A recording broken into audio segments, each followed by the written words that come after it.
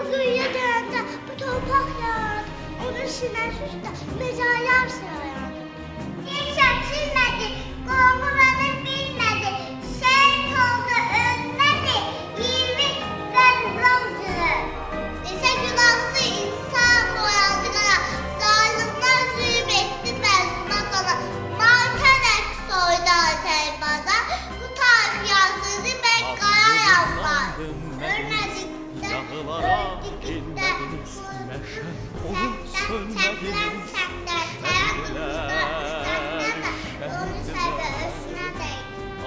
elimizde kalemlik, dilimizde yaşıl yarpaqdır, ruhumuz hər vaxt o yaxdır. Şəhidlər, Benim başımıza, dilaşlı taşımıza, qadiyet taşımıza 20 yanvar. Gəsimizdən durdular, sənizdən durdular, günahsızla durdular 20 yanvar. Yollar qalesiyle kırmızı haldı, cinler susmadı, canlar aldı. Allah'ım bu nece dəhşətli haldı, silinmez yazıldı, qadqalar.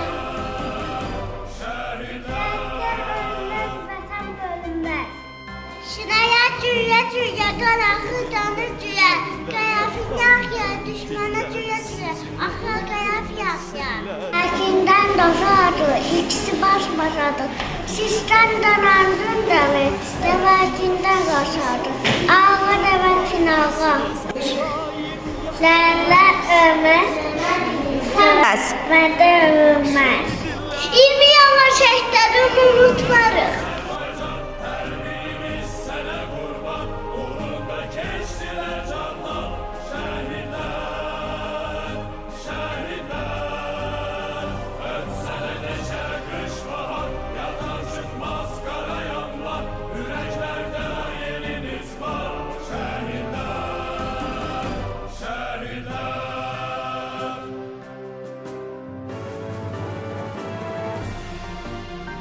Yağı durdu qəsdimizə, qoşun çəkdi üstümüzə.